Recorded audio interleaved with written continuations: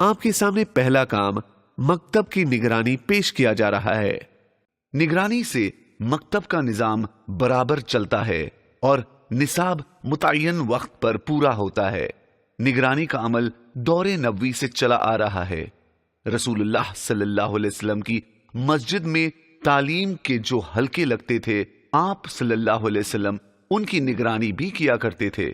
اگر سب کچھ ٹھیک پاتے تو ان کا حوصلہ بڑھاتے اور ان کو مزید ترغیب دیا کرتے تھے، اور کچھ کمی پاتے تو اس پر روک ٹوک بھی کیا کرتے تھے، تاکہ مکتب آسانی کے ساتھ منظم ہو جائے۔ مکتب کو منظم کرنے کے لیے سب کچھ موجود ہے، جیسے مثال کے طور پر ہوائی جہاز کو اڑا کر منزل تک پہنچانے کے لیے سارے پرزے موجود ہیں۔ اگر ان کو صحیح جگہوں پر لگا کر صحیح اڑانے کا طریقہ سیکھ کر اڑایا جائے تو پھر ریڈار کے ذریعے نگرانی اور اس کی رہبری اور معاونت کی جائے تو مہینوں کا سفر گھنٹوں میں طے ہو جائے گا۔ صرف اس کو اڑانے والا ہی نہیں، بلکہ اس کے اندر بیٹھنے والا مسافر بھی آسانی سے منزل تک پہنچ جائے گا۔ ساری زندگی پائلٹ اسی طرح لوگوں کو منزل پر پہنچانے کا کام برابر کرتے رہے گا۔ ٹھیک اسی طریقے سے منظم مکتب کی ساری چیزیں موجود ہیں۔ اس کے نظام کو صحیح چلاتے ہوئے بہترین نصاب کے ذریعے اجتماعی تعلیم دی جائے، اس کی نگرانی اور معاونت کی جائے تو انشاءاللہ تو یہ کام سارے مسلمانوں اور انسانوں کو دنیا و آخرت میں بہت جلد کامیابی کی منزل پر پہنچا دے گا۔ نگرانی مقامی ذمہ دار یا محتمم کے ذریعے ہو تو زیادہ بہتر ہے، کیونکہ وہ مکتب کی نگرانی فکر مند ہو کر آسانی کے ساتھ کر سکتے ہیں، اس لیے کہ وہ مکتب کے قریب رہتے ہیں۔ کیونکہ جس طرح گھر کا نظام گھر والوں سے چلتا ہے، اسی طرح مکتب کا اچھا نظام مقامی ذمہ دار یا محتمم کے ذریعے سے چلے گا۔ اس لیے ہر مکتب کے مقامی ذمہ دار یا محتمم اپنے مکتب کی نگرانی خود کرے۔ جب مسجدوں میں نماز پڑھنے جائیں تو تھوڑا سا وقت نکال کر یہ دیکھیں کہ مکتب میں کتنے بچے پڑھ رہے ہیں اور علاقوں میں کتنے بچے ہیں، بچے کیا پڑھ رہے ہیں اور انہیں کس طرح پڑھنا چاہیے تھا۔ ذرا سا غور کریں گے تو آپ کو کمی کا احساس ہوگا۔ اگر اس کے بعد آپ تھوڑی سی فکر اور قربانی دیں گے تو اللہ اس علاقے کے ساتھ ساتھ آپ سے پورے عالم کا کام لے لے گا۔ جب مکتب میں نگرانی کے لیے جائیں تو چیک لسٹ کے ذریعے نگرانی کریں۔ یہ بہت آسان ہے۔ مکتب کے جائزے کے لیے چیک لسٹ کتاب کے آخر میں دی گئی ہے۔ رسول اللہ صلی اللہ علیہ وسلم نے ملکی پیمانے پر بھی تعلیم کی نگرانی کا انتظام فرمایا تھا۔ علماء اکرام نے لکھا ہے کہ حضور صلی اللہ علیہ وسلم نے صوبہ وار درسگاہوں کا معیار تعلیم بلند کرنے کے لیے صوبہ یمن میں صدر ناظم تعلیمات مقرر کیا تھا، جو مختلف اضلاع اور تعلقہ میں دورہ کر کے وہاں کی تعلیم اور درسگاہوں کی نگرانی کرتا تھا۔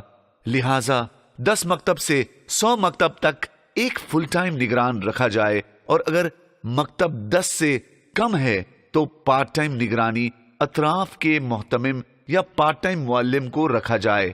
مکتب میں نگراں نگرانی کے لیے آئے تو اس وقت مقامی ذمہ دار خود مکتب میں موجود ہو، تاکہ مکتب میں پیش آنے والے مسائل آسانی سے اس وقت حل ہو جائیں۔ اب آپ کے سامنے دوسرا کام حاضری رجسٹر پیش کیا جا رہا ہے۔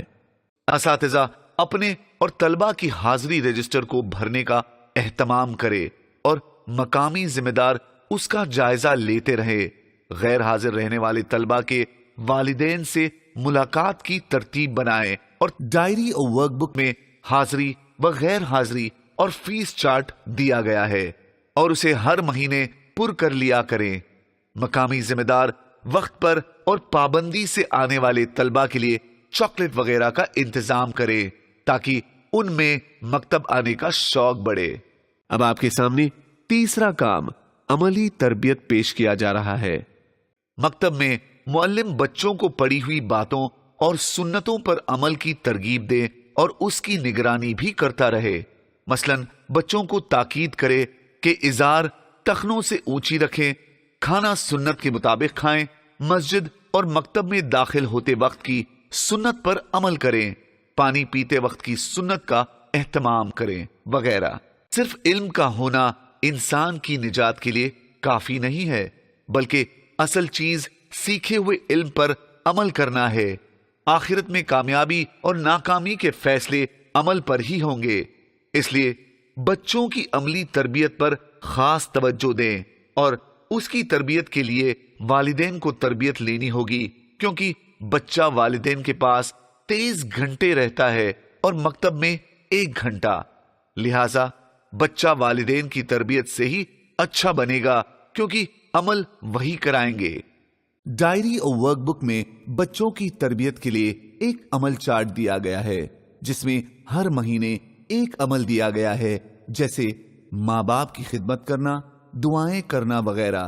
اساتذہ اور والدین بچوں کو ہر عمل کے تحت دی گئی حدیثیں پڑھ کر سنائیں اور عمل کی ترغیب دیں، اور جو عمل دیے گئے ہیں ان پر عمل کر کے بچہ خود ہی یا والدین یا گھر کا کوئی بڑا روزانہ عمل چارٹ میں رائٹ کا نشان لگائیں۔ اگر بچے نے عمل نہیں کیا ہے تو خالی چھوڑ دیں۔ اساتذہ اور والدین بچوں کو عمل چارٹ پر کرنے کا طریقہ بتائیں اور دیکھیں کہ عمل چارٹ میں دیے گئے عمل کے مطابق بچہ عمل کر رہا ہے یا نہیں، پھر مہینے کے ختم پر دستخط کریں۔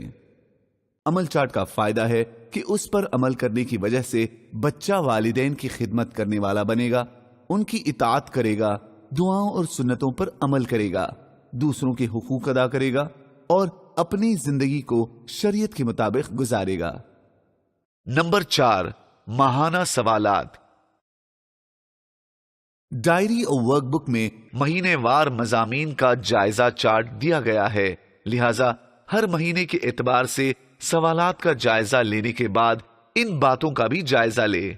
1، پڑھے ہوئے سبق بچوں کو یاد ہے یا نہیں؟ 2، سیکھے ہوئے سبق پر انہوں نے خود عمل کیا یا نہیں؟ 3، دوسروں کو سکھایا یا نہیں؟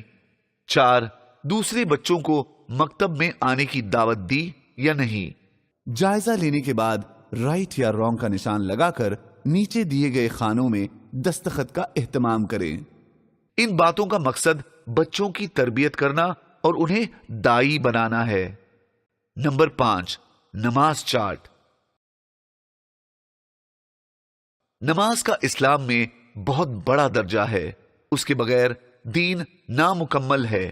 حضور صلی اللہ علیہ وسلم کا ارشاد ہے کہ بچے کو 7 سال کی عمر میں نماز کا حکم کرو اور 10 سال کی عمر میں نماز نہ پڑھنے پر مارو، لہذا طلباء کو ابتدا سے ہی نماز سکھانے کے ساتھ ساتھ ان کی عملی مشق بھی کرائی جائے، تاکہ ہر طالب علم بچپن سے ہی اس اہم عبادت کو سنت کے مطابق ادا کرنے والا بن جائے۔ حضرت عبداللہ بن مسعود رضی اللہ تعالیٰ عنہ فرماتے ہیں کہ بچوں کی نماز کی نگرانی کیا کرو، اچھی باتوں کی ان کو عادت ڈالو، لہذا نماز کی نگرانی کے لیے نماز چارٹ ڈائری اور ورک بک میں دیا گیا ہے۔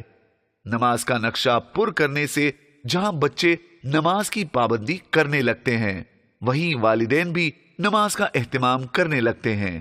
علاقوں میں گھوم پھر کر کے تجربہ سے معلوم ہوا ہے کہ استاد نے نماز کو چیک کیا تو ان کے بچے نمازی بن گئے، اور جس نے نہیں کیا اس کے بچے نمازی نہ بن سکے۔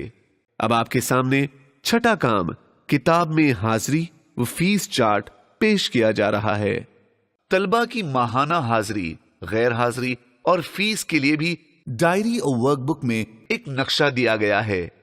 ہر مہینے کے ختم پر ایام تعلیم، ایام حاضری و غیر حاضری اور فیس کی تفصیلات دیکھ لیں۔